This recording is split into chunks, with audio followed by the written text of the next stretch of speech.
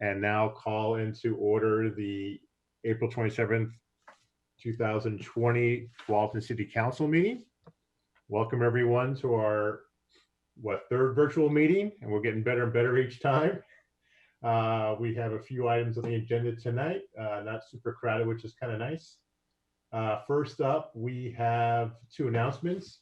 Our first announcement is a proclamation declaring May 10th through 16th, 2020 as National Police Week in the city of Tualatin, and that'll be read by Councilor Brooks.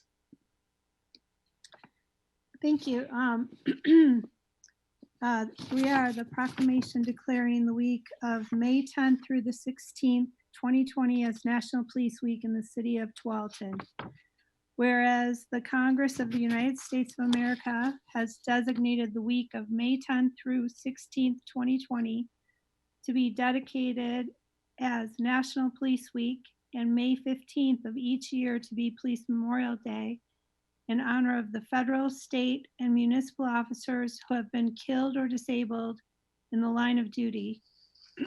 And whereas it is known that on average, one law enforcement officer is killed in the line of duty somewhere in the United States every 58 hours. Since the first known line of duty death in 1791, more than 21,000 U.S. law enforcement officers have made the ultimate sacrifice.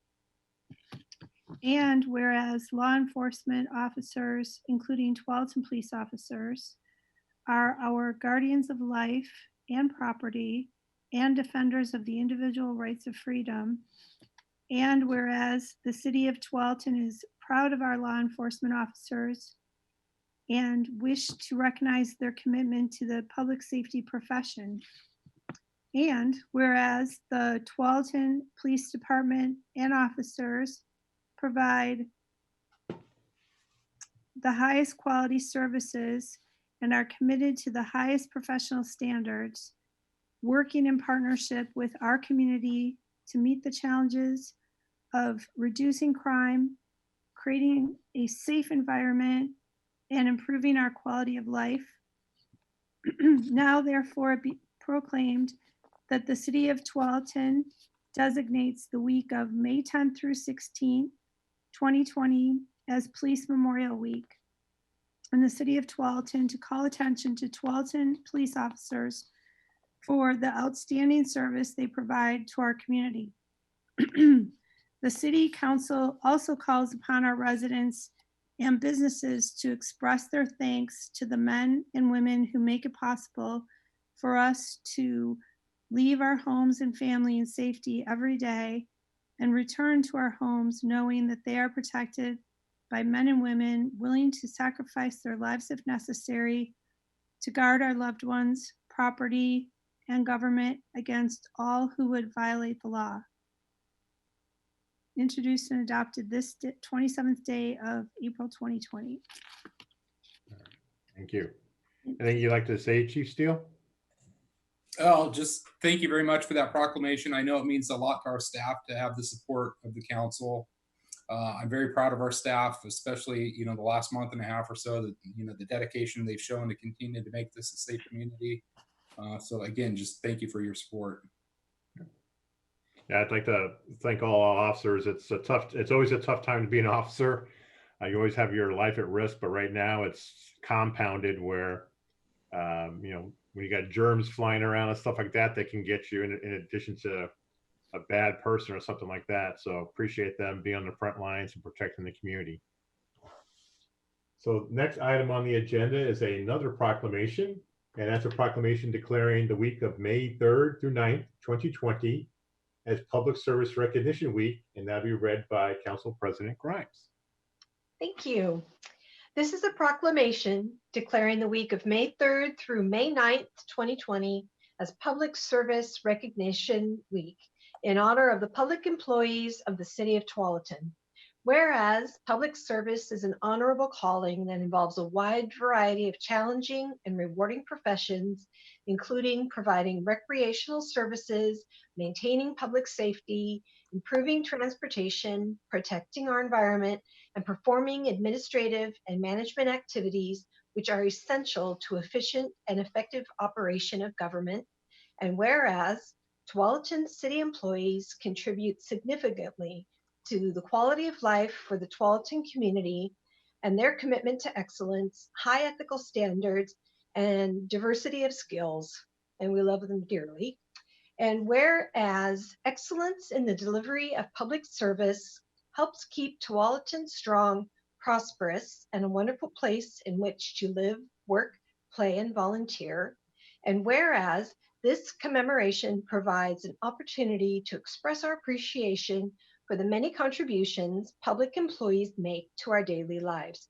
Now, therefore, it is proclaimed by the Tualatin City Council that the week of May 3rd through 9th, 2020, be Public Service Recognition Week in the city of Tualatin, and the council encourages all citizens to recognize the accomplishments and contributions of public employees.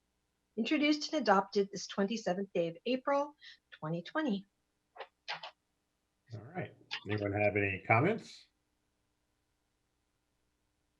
No, I'll throw one out. Well, I do appreciate city staff. They work very hard. And again, just like the police at this time, it's really tough to work, especially if you're doing water, sewer, public facilities kind of work, cleaning up the parks, having to do the social distancing, and keep in mind that you're trying to make sure you don't pass any germs on, and you don't get any, you don't receive any germs. But it's always a tough job to do, especially the folks who are up early, cleaning the parks, cleaning the streets, and those folks who are, keep our infrastructure intact, that everyone wants their water to work, wants their electricity to work. So very much appreciate all those folks who are on the unsung heroes here in Tualatin. We get to see them three times a year, either at a luncheon where we serve food, or at the Christmas time where we serve breakfast. So just wanted to say, a great big thanks to all these folks, and we do appreciate your work. And I always hear from residents that they're super happy with city staff, and when they have any phone interactions or walk in, that they're very polite, efficient, and they get the job done. And 99.9% of people leave very happy, which is what we want.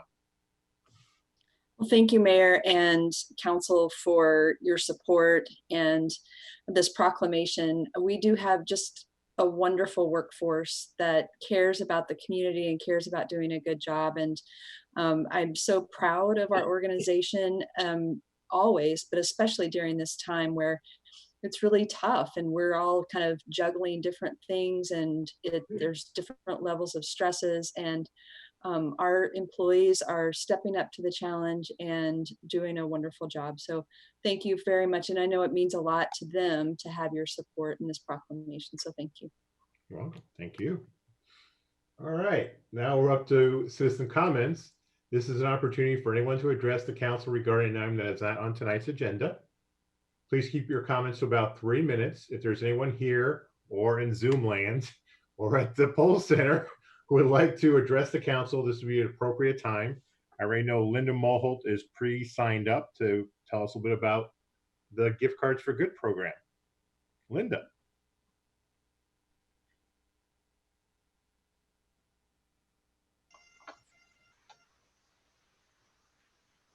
Good evening, Mayor, councilors. It's wonderful to see you this evening. It's been a while. Great to be here. First of all, I'm really honored to be here and chime in on the proclamations that you guys just gave out. Fabulous work, and we just believe in what you're doing. And especially thank you for the $250,000 to small businesses in our community.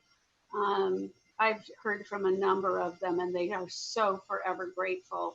It was a huge undertaking. I know your economic development manager, Jonathan Kaler, was pretty exhausted by the end of it, but he had lots of good teamwork and effort, and the criteria sounds like it was very fair. And I was especially pleased not to have made that decision. So thank you for that wonderful gesture.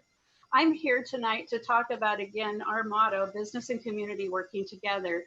And another great employee in your service is your city manager, Sherilyn Lombos. one day she's emailing me and she's like, Linda, I've been thinking about, how many businesses, especially restaurants, are suffering, and how many of our wonderful residents are unemployed. And I think there's a way that we can connect these two different groups. And she said, I've been thinking that, about gift cards and about that would help if we bought more gift cards, that could help support, local restaurants. What could we do on the other side? And I'm like, perfect opportunity. Our food bank, it covers all people within our community. They do not discriminate against anyone. You just have to say, I need help. And they are there to help and support the community. So we started talking. I'm like, let me get back to you. Let me think about this. And I was talking with KJ Lewis from Republic Services. And I'm like, Sherilyn's got this great idea, but we need like a logo, we need a handle, we need a story, to help share. And she's just like this creative lady, and she's just instantly gift cards for good. And it's stuck. And Fates, are you able to share the gift cards for good flyer? I'm working at home right now, so I don't have the same setup. Here's, this was created in-house, so this is not, quote, professionally done, but I think it does get the message across, gift cards for good. You buy the card and we will get it to the Tualatin Food Pantry. And they did change their name. It's no longer the Schoolhouse Pantry, it's the Tualatin Food Pantry. And just to give you an idea, we set up 2 different locations that this could work. You could personally go out and buy the gift card. And Sherilyn got us a drop box at the city library, and you could drop the cards off there. And then once a week, every Monday, Jerry Ann brings them over to me. Or if you don't want to go out and you're concerned about being out and about in the community, you're able to go right online at the chamber website and purchase them yourself. This option, I must admit, is a little clunky. We don't have a retail component to our website. So we've used an event module and we've made it work, but people are buying. And here's the best part. People are also donating. Restaurants are donating and Bridgeport Village has donated. So I just am going to give you a recap of these numbers. And we started in March. So this is truly a March function. City Dropbox, $935 in gift cards. And it's not an equal $25 per card because we have some folks give us individual cards that were in a packet of $15 each. The chamber website, we've so far received $1,250 and donations. Individual restaurants donating. When I bought one there with the program money, they matched it. So we've had $375 come in that way. And when I was working with Bridgeport Village, they were so excited. And people forget that there are wonderful restaurants at Bridgeport Village because their retail is closed. But the restaurants are open and they're doing takeout. And so they got behind the program. Kimberly Blue went to Fred, and Fred said, this is something we could support, use our marketing budget. And they brought to us this last week $1,100 in gift cards. So totally our numbers add up to $3,660. And I think that is amazing. Absolutely amazing. So thank you, Sherilyn. Thank you, everyone, for the efforts on this. Huge thumbs up. And I could see this program going on and on for a very long time. Most of our families go to the food pantry only once a month. So these have been passed out. They're open Monday, Wednesday, and Friday, and they've been passed out randomly. So one day they might do the 3rd car because they're doing curbside pickup. They don't make a big deal about it. I put them in unmarked envelopes and it's just stuck on top of their box of groceries. But they had one lady call in and she's like, you will not believe this. Today was my birthday and that is the only present I received. And it was to my favorite restaurant. So it was like a win-win. Everybody was so excited. And now when they come back this month, it'll be a different group, most likely, that gets a gift card, but people will start getting excited about it. They wanted to keep it really neutral so that nobody would feel bad that they didn't get a gift card. Just kind of make it just a little nice little extra special when they unpack their groceries.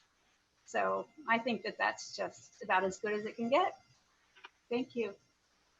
Thank you. I mean, Sherilyn and Linda, I've been telling other mayors about it during our mayor phone calls. and other jurisdictions are pretty jealous of this. I think I heard Beaverton wants to copy it. Oh, they should. You took the lead on this, and I very much appreciate you helping out people in our community. Yeah. Well, you know what's been kind of fun? I'm working alone out of the office. And so Ron's, he's grounded at home. He volunteers at the high school and he can't do that. So he comes down once a week, picks me up, and we go out for lunch someplace new usually. And we're buying gift cards around town. So it's been really fun for me to get out. And it takes some time, but it's so well worth it. And I've been able to connect with a lot of people that I often don't get to see very often because when there's regular meetings at lunchtime, normally I don't usually get to get out. So it's been good all the way around. Great. For me too. All right. Anyway, thanks guys. Have a nice night. I'm going to check out. You're doing You just too. fine without me. All right. Is there anyone else here within Zoom? I don't see a lot of things here, but Bates might see somebody. Everybody, Mayor? Yes. I was going to try and say something to Linda before she left, but I'll just shoot her an email. No worries. No, Mayor, this is Bates. No one is at the poll center and no one else has chimed into the public comment section of Zoom. Okay, thank you. So we'll move on. Next item on the agenda is our consent agenda. These are items that are considered routine. They will be adopted by one motion unless someone in the council will like the item removed and heard separately later tonight. Tonight, the consent agenda items consist of only one item. It's item number 1, consideration of approval of the regular meeting minutes of April 27th, 2020. Would anyone like this to be removed from the consent and heard separately? A motion to approve the consent agenda as read. Second. I have a motion and a second to approve the consent agenda as read, which is consideration of approval of regular minutes of April 27th, 2020 meeting. I guess I'll get a roll call. Okay, Councilor Brooks.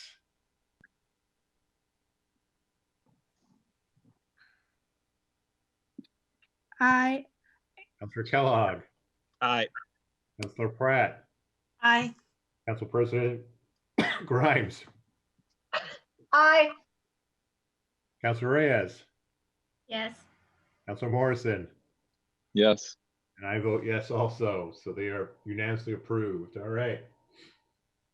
Item number 1 in public hearings, our next item on the agenda is consideration of ordinance number 1432-20, requesting the annexation of approximately 1.2 acres of public right-of-way identified as Southwest 120th Avenue on tax map 2S127C into the city of Tualatin, withdrawing the territory from the Washington County Enhanced Sheriff Patrol District and annexing territory into the boundary of Clean Water Services, file number ANN 20-0001.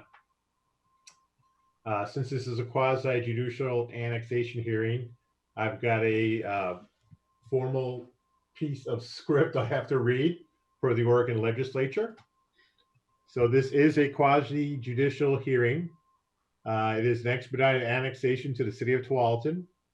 The state legislature requires the following information to be read: ORS 197.763(5) and 6 and ORS 197.7963B. 1. Criteria for approval of the proposed annexation are in TDC 33.1010. The territory to be annexed is within the metro urban growth boundary. The owners of the territory to be annexed have petitioned to be annexed. The application is consistent with applicable provisions of ORS Chapter 222. The property is contiguous to the city or separated from it only by a public right-of-way or stream, ORS 222. Whether the annexation is consistent with directly applicable criteria for boundary changes in the Metro Code. An urban service provider agreement or annexation plan adopted under ORS 195.065. Urban planning or other agreement other than those under ORS 195.065 between the affected entity and the necessary party. Comprehensive plan and public facility plans, regional framework plan or functional plan, whether the proposed change would promote or not interfere with the timely, orderly, and economic provisions of public facilities and services. And finally, consistency with other applicable criteria for the boundary change in question under state and local law. Item 2, testimony and evidence must be directed toward the above criteria or those criteria in the development code which you believe apply to this decision. Item 3, if additional documents or evidence is provided in support of the application, any party shall be entitled to a continuance of this hearing.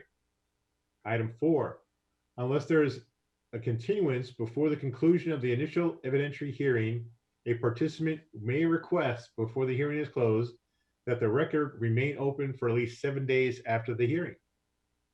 Item 5, failure to raise an issue accompanied by statements or evidence sufficient to afford the council and the parties an opportunity to respond to the issue precludes appeal to the Land Use Board of Appeals based on that issue.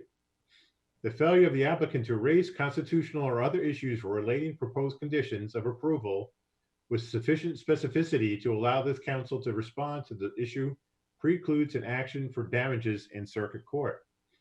Item 6, the hearing will begin with city staff report, followed by testimony in favor of the application, followed by opposition to the application.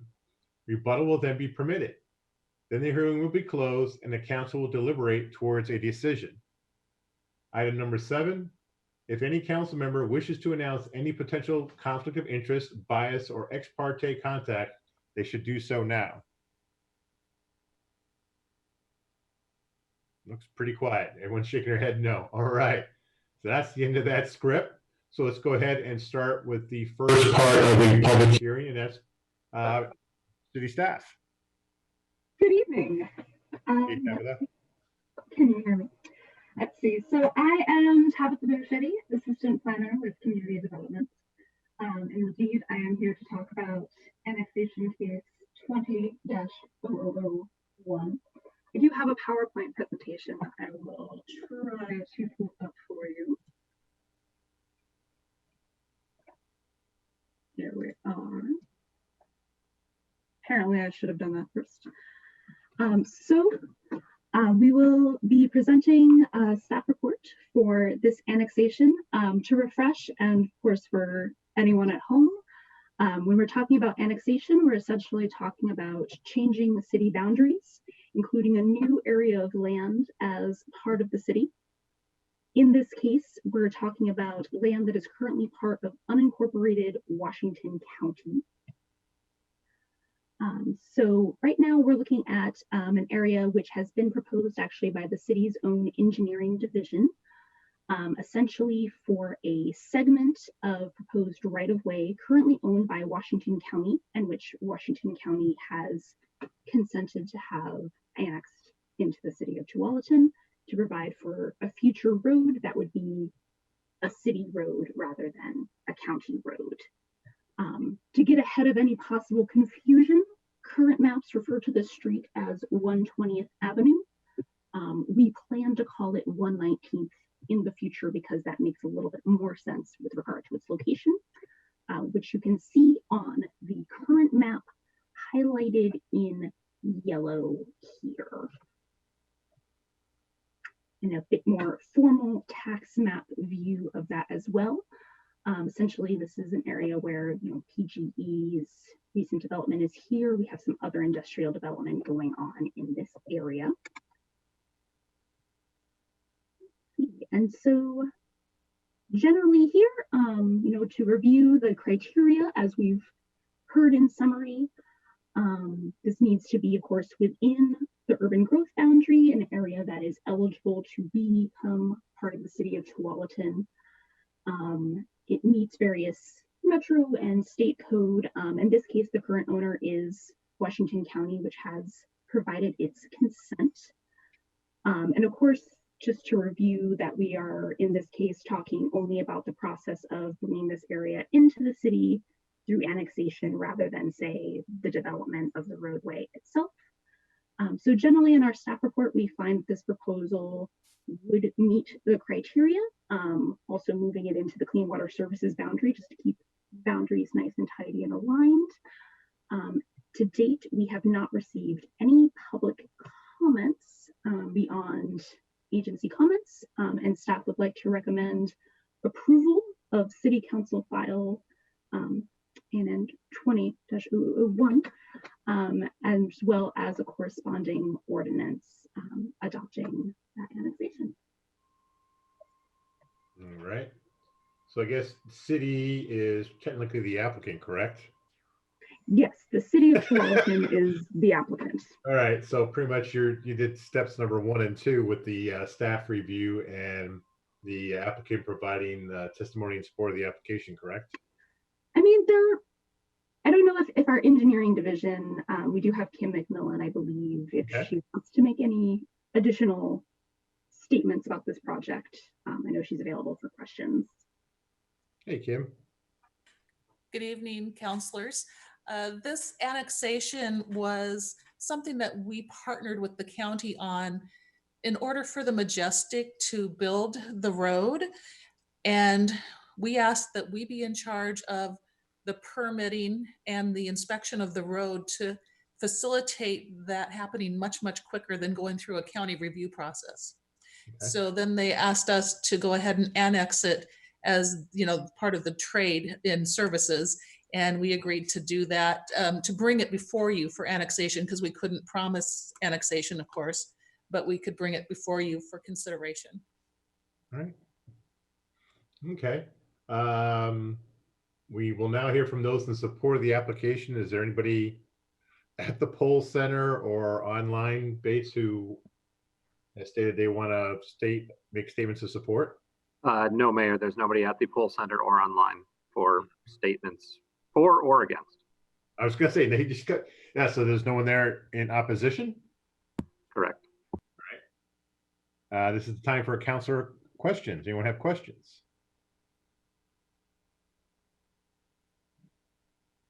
People shaking their head no. All right.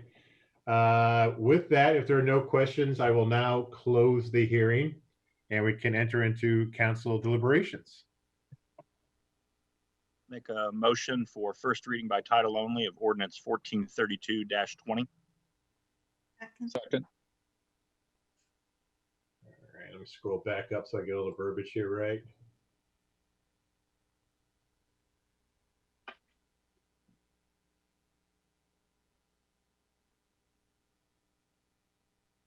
All right, I have a motion and second for reading by title only for ordinance number 1432-20. Any questions on the motions? I'll go ahead and do a roll call vote, starting with Councilor Brooke. Aye. Councilor Kellogg. Doesn't it need to be read by title or no? Don't we have to Oh, you're right. first and then he reads it? Aye. Councilor Pratt, Aye. Council President Grimes, Aye. Councilor Reyes, Yes. Councilor Morrison, Yes. and I vote yes. So now Sean can read. Ordinance number 1432-20, an ordinance annexing portions of Southwest 120th Avenue, withdrawing the territory from the Washington County Enhanced Sheriff Patrol District and annexing territory into the boundary of Clean Water Services, ANN 20-0001. All right. Motion for second reading of ordinance 1432-20 by title only.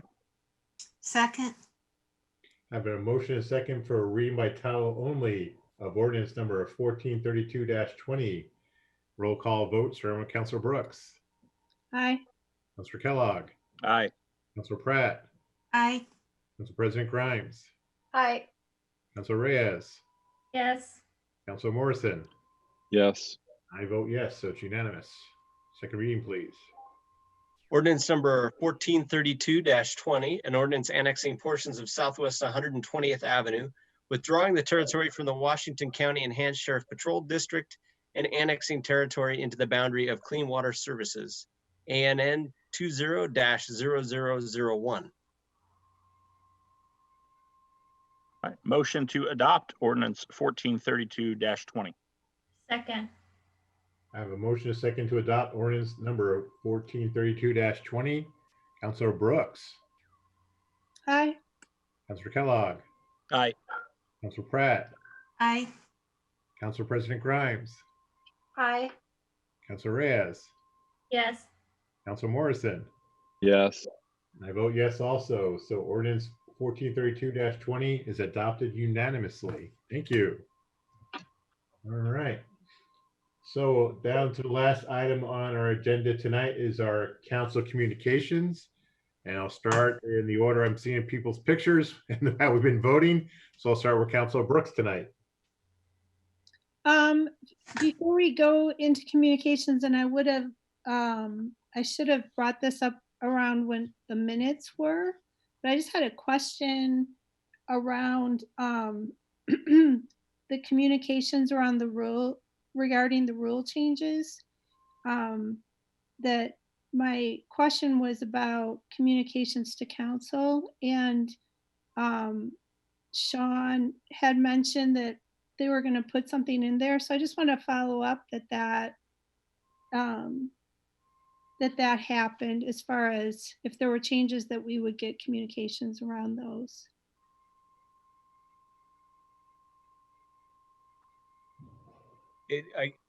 Communications as to the two ordinance changes? Yes. Yes, so there's been no changes since the last meeting.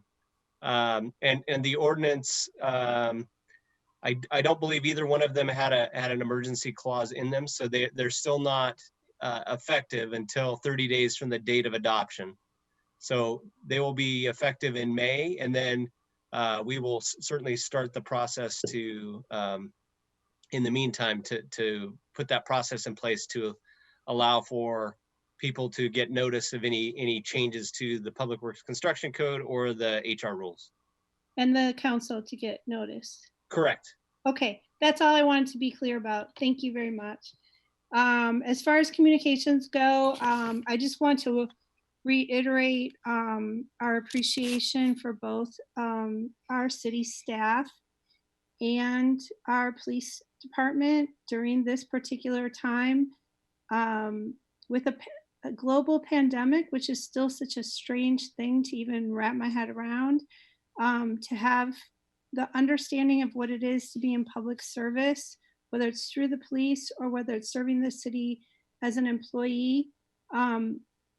There's a different sense of gravitas around that word. And also, I think, a deepening of understanding, not just in general, with the general public in times like this, of what people really do to show up to help make sure that things are safe, and that people, and putting themselves on the line to serve the public. So I just wanted to reiterate again my gratitude for all the work that everyone's doing.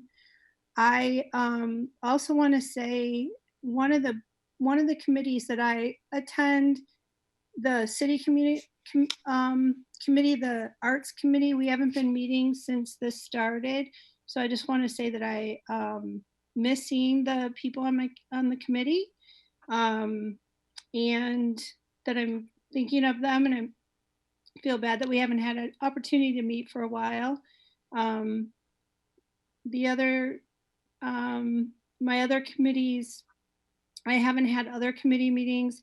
I have attended meetings with Representative Prusak and other community leaders from District 37, and have been staying up to date on local as well as national responses to the pandemic, to try to make sure that I make choices that are the most informed choices and choices that protect public safety to the best of my ability. So that's just something I'm dedicated to doing. I'm not doing it with a lot of fanfare, but I am doing pretty rigorous research reading, and especially from a public health perspective, since that's something that is easy for me to understand to the best of my ability in these times. So I appreciate also everybody else on council working together, and I'm very grateful, Sherilyn, and I'm sorry Linda's not here anymore, but to Linda as well, for putting together the program to help the food pantry and our local restaurants. I think it's a marvelous idea, and I'm excited to participate. The other thing that I want to just say, one last thing, is we had a wonderful letter that I found out about through the Community Police Foundation, thanking our police officers, and there was a contribution associated, but the biggest piece of it was the public reaching out and saying how much they felt helped by the police officers. There was a health situation with someone being confused, and the way that the police officers helped the citizen's husband was made her feel very well taken care of and very safe. And it's just another situation, an example and real life story about how well the city is doing in so many ways, despite the current circumstances. And for anybody out there who's struggling, that's sick, or has lost anyone, just we're thinking about you. And you know, it's a very tough time in a lot of different ways. And so, but the city is, and the leadership is thinking about you. Thanks. Robert. Thank you, Mayor. I have 3 items.